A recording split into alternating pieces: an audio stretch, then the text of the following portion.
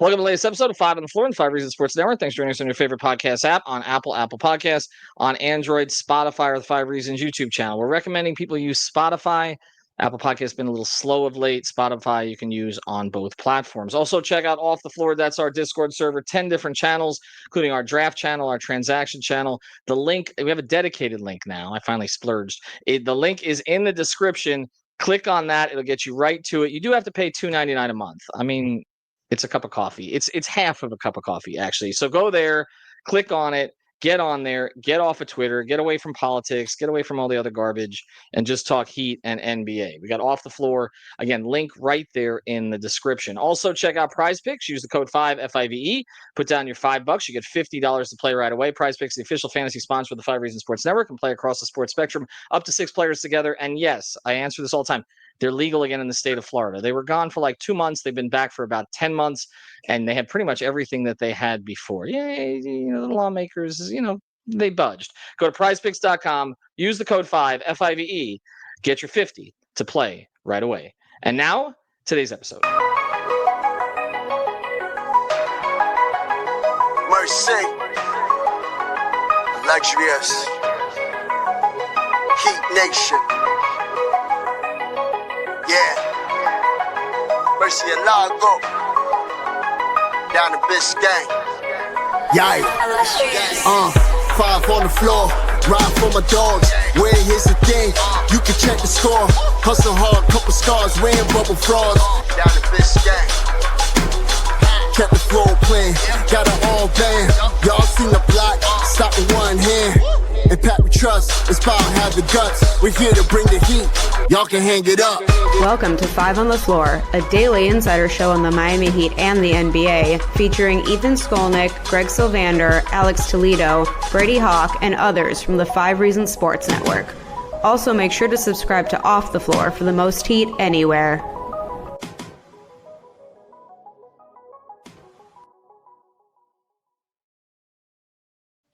All right, welcome back to 5 on the Floor. Here's today's floor plan. I'm Ethan Skolnick, and follow me at Ethan J. Skolnick on the 5 Reasons Sports. I got Geo Valdez. We call him Coach Geo. It's Geo Valdez _ on Twitter, correct? Yes. Okay, there it is. I know it's different on, and what is it on Instagram? It's Coach Geo _ Yeah. Okay, Coach Geo _ So 2 different people in 2 different places. I wish I could be that also. We're doing episodes with more of our extended family at the 5 Reasons Sports Network, giving Alex and Greg a little bit of a break. Brady doesn't get a break. He's not allowed. But Geo has picked the topic. So we're doing a couple of different things here. One is I'm taking topics from Off the Floor. If we pick your topic and you're subscribed there, I give you $25 in Prize Picks promo funds. If you are part of our network, you don't get anything, but you do bring a topic. So that's what we do. And we got a topic for Geo, and he and I talked about this a little bit. And I think this is a good one because we're looking for different perspectives on this. Everybody's angry at me on Twitter again because I was just trolling last night because I was bored. Something about the Pacers and the Heat. I don't even remember what I tweeted. But Geo, our topic today is 5 things that the Heat need to fix. Now, I open this up, okay? So this could literally be anything. It could be, and this is my personal preference, the security line outside the arena, which takes longer than any other stadium or arena in South Florida.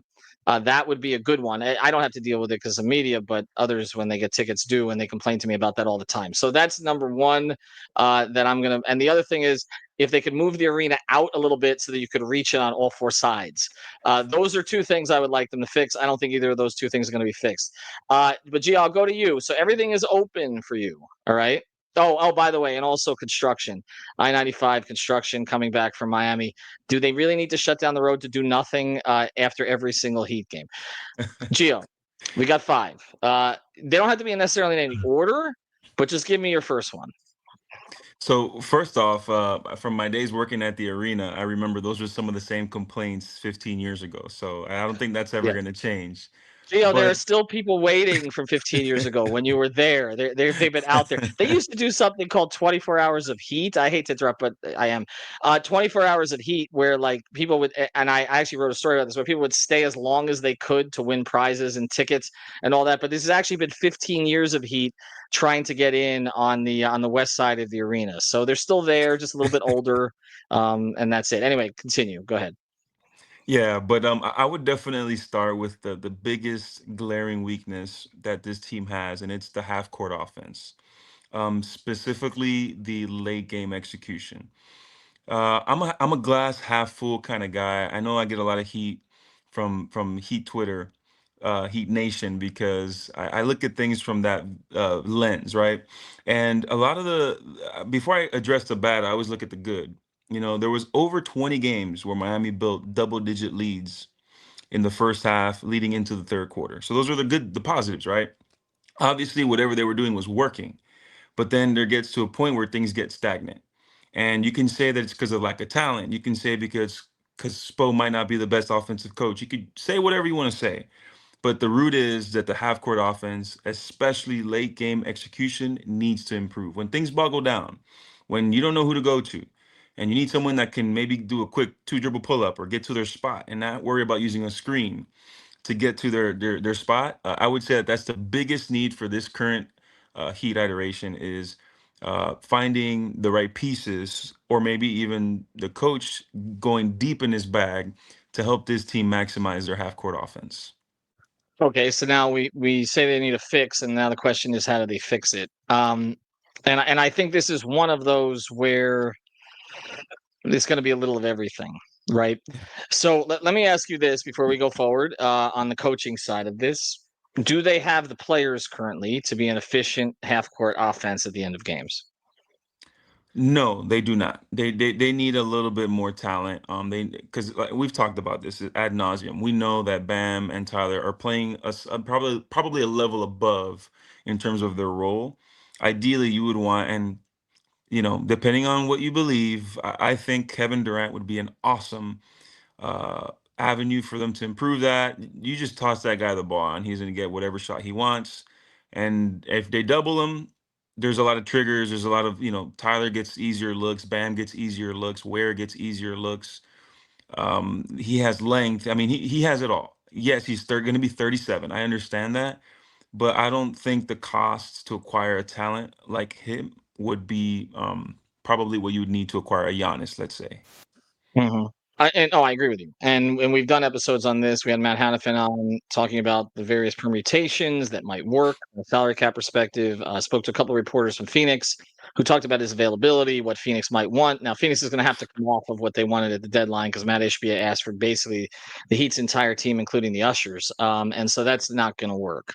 But I don't think they're going to be in a position to ask for a lot, particularly if he doesn't want to be there anymore with the way they bungled everything at the break. They've got some internal issues in that front office right now. Also, James Jones not really running the show anymore. There's a lot of stuff going on in Phoenix, and they need to rebuild this thing around Booker. So I do think there's going to be availability there. The question is, does a team like Houston jump in? Also, I think the loser of the Minnesota-Oklahoma City series could get involved in a trade for Durant. Obviously, we know the relationship between Ant and Durant. There's also obviously history between Durant and OKC.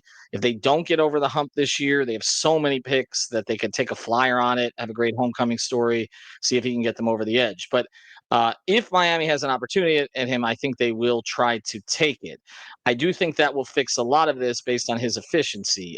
His numbers are still where they were in his career, and I think then it would just become an issue of if you're not trading Hero or Bam, and I don't think you would be, it would just be okay. How do you blend Hero and Durant at the end of games? But clearly, Hero would not see the kind of traffic that he started to see towards the end of the season. So I'm with you on that.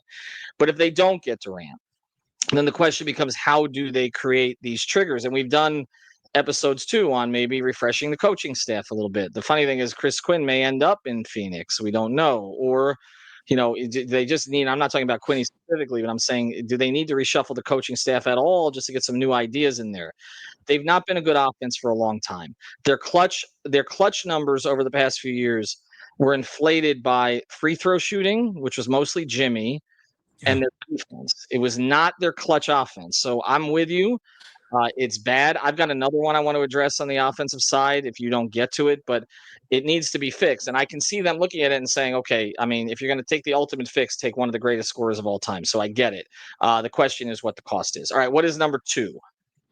So number two, although you can put Bam and Spo in Guantanamo Bay, they're going to find a team that's going to end in the top 12 in terms of defensive rating. Like you could drop those guys anywhere, but the consistency of that defense in terms of we saw how they got exposed against teams like Cleveland, top notch, top level teams in the league, in clutch situations, especially at the point of attack. Like, you can't ask Davion to be a 38-minute a game guy. I love Davion. I want them to bring him back. He's a dog, and I'm all for that. I think Miami needs more of that, and they need to lean into that identity crisis that they have in this past season or two.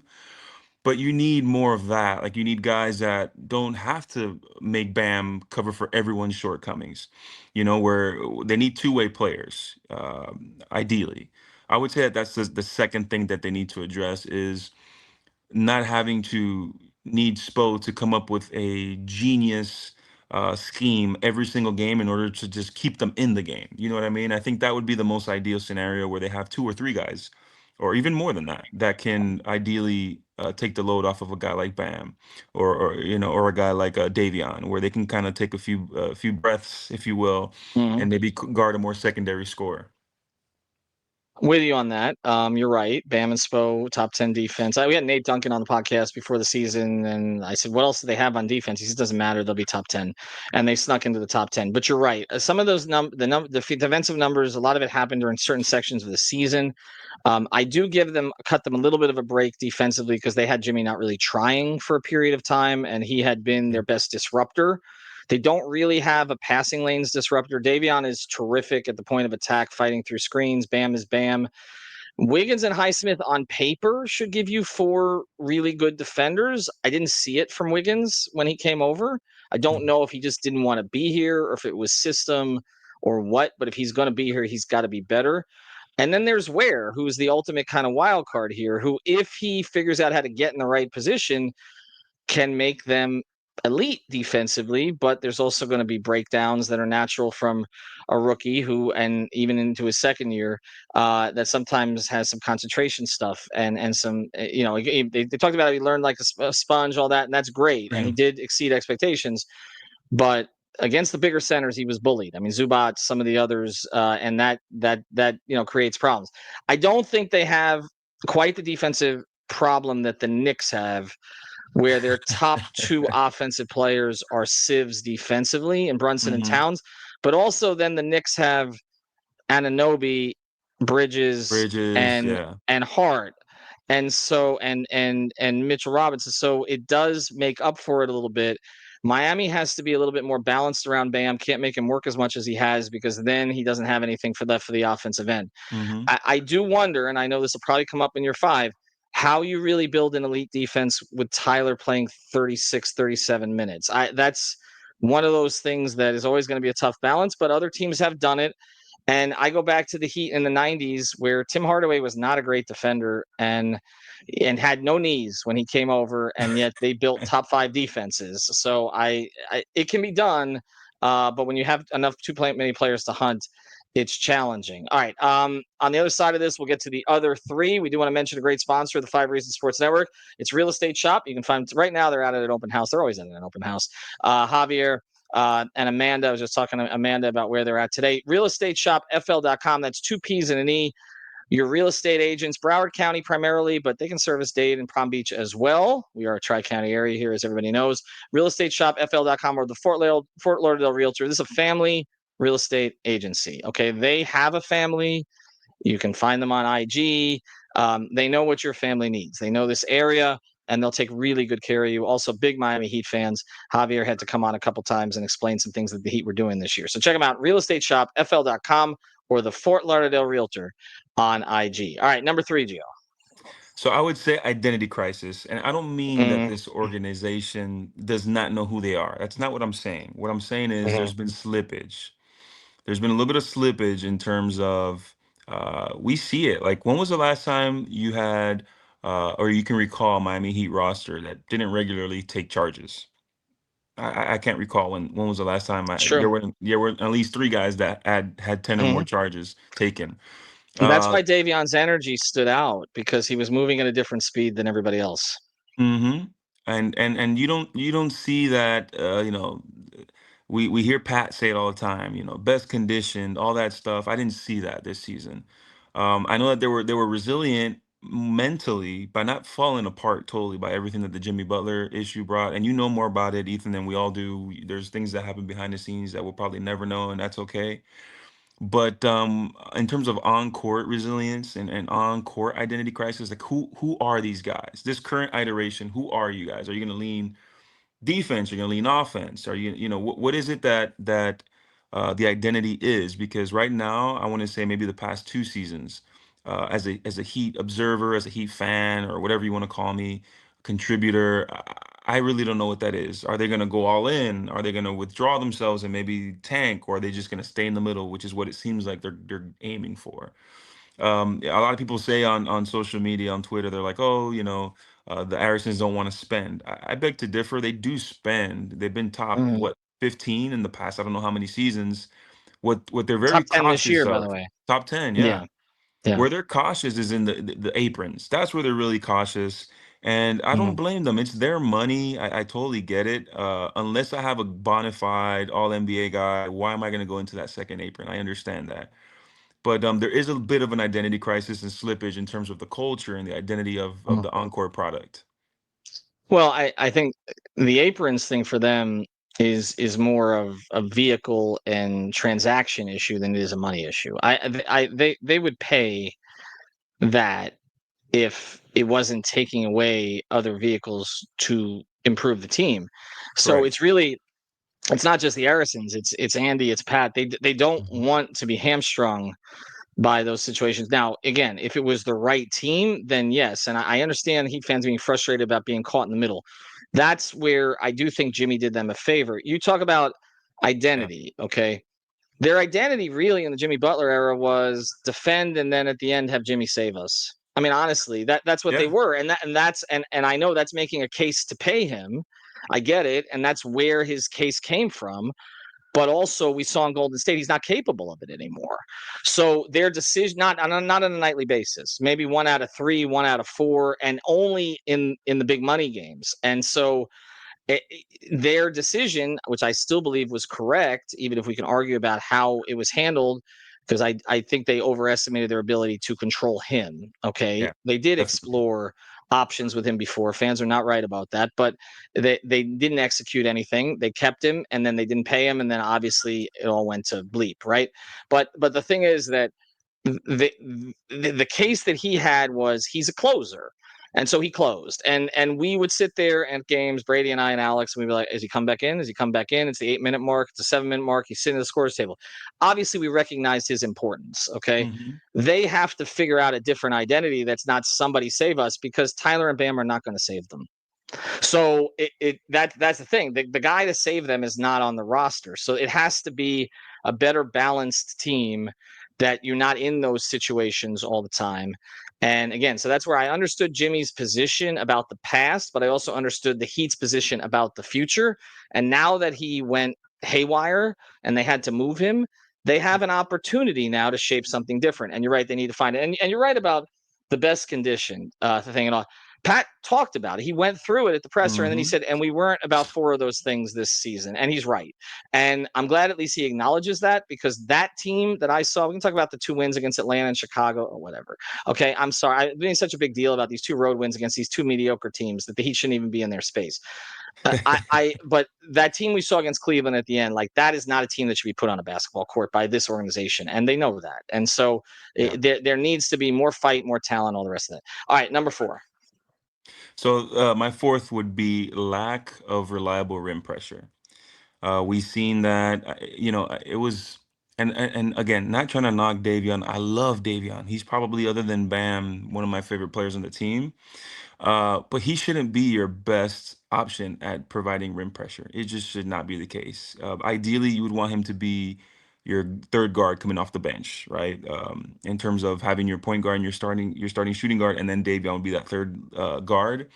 And we saw it throughout the whole postseason because the play-in, right, was 2 games, and then the 4 games that they lost to Cleveland. Those 6 games, he was the only one getting consistent pressure, and there needs to be more of that because if you're already at a disadvantage offensively because you have a lack of creators, if you will, you need that rim pressure. Nobody was getting to the line to kind of give you those relief buckets that Jimmy so often would provide. They need more of that because, again, Tyler and Bam are great in their own right. They've had their moments in the playoffs. But if they can just, it doesn't have to be always go for the whale. We've seen examples like the 2020 Miami Heat in the bubble, the Pacers this season and last season. If you have a good mix of guys that they all can kind of create, we can say confidently. Maybe you agree with me or disagree with me, Ethan, that the Pacers don't really have that dude that you're just gonna throw him the ball and like he's gonna Right. get you a bucket. Same goes for the 2020 Heat until the finals, which is when Jimmy went off out of necessity because Bam and Goran were injured. Right. He wasn't leading the team in scoring. It was actually Goran, right? And Right. Right. everyone overblows Tyler. Oh, Tyler had a great bubble. He had two good games. He had the 37-point game Right. against Boston and then another game in the finals. So it was just the entire team contributing. And we're seeing that Mhm. now with Indiana. If you put the right pieces together and have guys like there's guys that can come off the bench like a Jordan Clarkson or a Colin Sexton. Mm. I'm just throwing out names out there that can help this team get buckets when they need to give Bam a blow or Hero a blow, and they just don't have Mhm. enough of those guys. Well, I think you look at Indiana. I mean, they made a really smart trade for Neesmith. They Yeah. traded Malcolm Brogdon. Boston looked at as kind of a final piece, and they ended up getting a first round pick and a busted first round pick from who was Neesmith. The Boston didn't really have use for. Miami needs to look for those kind of players. I mean, that's one of the reasons why I'm saying if you do trade Tyler, okay, look at Detroit. All right. Can you get Jaden Ivey on a rookie contract? Okay. Can you get Holland on a rookie contract? You look at Orlando. I'm not a huge Anthony Black fan, but there are options. I mean, even Indiana, we're seeing in this series, Matherin's not playing. Jerace Walker's not playing. So might they look to move those guys? Like they're going to have to be creative about finding some of those guys. The Davion trade was a really smart trade in that regard. That's a player that they targeted. The Rozier trade was not. Okay, I think that you have to find certain skill sets. Finding the quote unquote looter in a riot on bad teams. Just don't trade with Charlotte again. Don't trade with teams, even if someone looks fairly efficient in that situation. Again, I take the hit for it too because I liked the trade at the time. But I think part of it So did was I. I just wanted them to, right. I think we all did. We just Yeah. wanted them to do something, give Jimmy help, get somebody who can create, but is somebody who can't finish, and then couldn't shoot and got worse. And again, I don't really know how they salvaged that situation in the last year of a contract, but it's going to have to be those kind of smart deals that they make. And I'm with you on that. That it's about more than just a couple of guys. They do have some guys who are wrong slotted right now. On a good team, Tyler is your number two offensively, and Bam is your three or four. Um, obviously Bam can anchor any defense, but that's kind of what they're supposed to be, but that's not what they are right now. All right, and the final one, we'll see if you pick mine. If you don't, I'm going to throw mine in after it. So I've been very on court. The only one that I talked about identity crisis was more so a little bit more of like the makeup of the attitude of the players. But this was gonna be an off court thing, and it's we need some dogs. We need Yeah. some dogs, man. We need some PJ Tuckers, some Max Uh-huh. Struces, guys that are just gonna compete. That they're not gonna allow their team to lose by 55 in a closeout Yeah. game. That's Hmm. that's and it's something that's simple. You just see it. Some guys have it, some don't. Hmm. I love Wiggins. He was a great piece of that Warriors title, but yeah. See, Alex is going to get mad at me because this is when I talked during the Jimmy era about their alpha role players, Yep. Struce, Vincent, and Caleb. That they had that in them. Mm-hmm. Davion has it. Yeah. And I'm drawing blanks after that. I think that's you're right. They do. It's a combination of talent and toughness. I think you watch, again, you watch Indiana, and they're not giving any quarter. They're just not. And there's a lot of those are young guys. Halliburton's got it. Like he has it. Like you can tell it's understated. He's like highly intelligent, really nice guy. But that whole overrated thing is burning him, and he's Mm-hmm. burning people as a result of it. They don't have that. I just want to see a team. I'm with you. I want to see a team that competes. This year, and they're going to talk about the resilience and dealing with the Jimmy thing. And I understand the behind the scenes and the personal stuff that we deal with. And I give Bam great credit and Tyler great credit for holding it together. I'm not going to ever question Tyler's mental toughness after he got called out and he showed up. Okay. And he performed at a higher level and he played 75 plus games. and all of that. So he deserves enormous credit for that. But yeah, Yes. they don't have that. Those Knicks teams, like I watch. I mean, like the Oakley, Mason, Starks teams, like it when you see it. And this Yeah. team is not, the Zoe, Timmy teams like with Marley and Mash. There were some questions there about it, but as much as I loved Mash as a basketball player, but like Yeah. they need to find those kind of 2022. guys. 2022, they had 2020, it. They had 2022. it. As much as I criticize Kyle, he had it too. I'll say this: they targeted in the trade, and again, they were limited because of his, all the stuff his agent and everybody else was doing behind the scenes to limit their options. But they targeted nice guys. Okay, like Kyle Anderson is a nice guy, although he'll talk a little bit apparently. He's tough. I think he's pretty tough. He has a little bit, but Wiggins it was kind of like they wanted sort of the anti-Jimmy in that regard, and everybody loves Wiggins, but it just never felt like he really wanted to be here. Now we'll see. That may just be his personality. He's so understated. Yeah. Blowing off the exit interview with the media. I don't really care about that because he wasn't going to say anything anyway. He's very pleasant. He just doesn't Hmm. say a lot.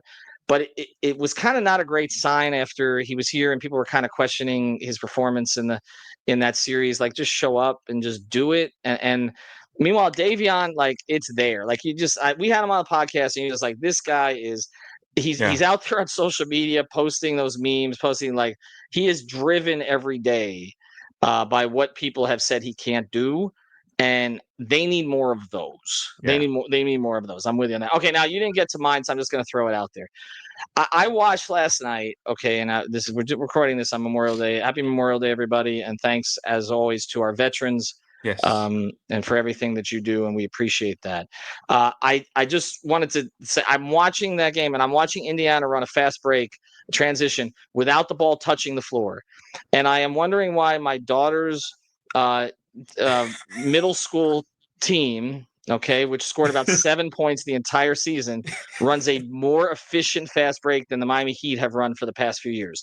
Can you please fix the transition? I can't watch it anymore. It's awful. And I don't know if it's athletes or structure or what. I can't watch any more 3-on-1 breaks turn into Terry Rozier step backs 1-on-5. I don't even know how they happen.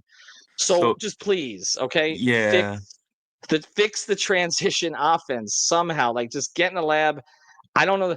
They were so good at it during the big three, but of course they had the big three. But Spo had something to do with that. They did the whole thing, and LeBron talked about this on his podcast about how they got the bigs out of the lane and all that. Like, I don't even know what they don't even look like they know what to do. I love Haywood, but it's just like it's like Adventureland. They've got to figure out the transition offense because they don't get easy buckets. It's like Yeah. it's kind of like when a hockey team has a power play and they end up giving them shorthanded goals. That's what they look like. All right, Yeah. Geo, appreciate it. More of Geo's work. Check him out at Coach Geo _ also Coach G. No, it's Geo Valdez Geo Valdez _ on Twitter. Coach Geo _ on Instagram. His Instagram is much more interesting than mine. Have a good one, everybody.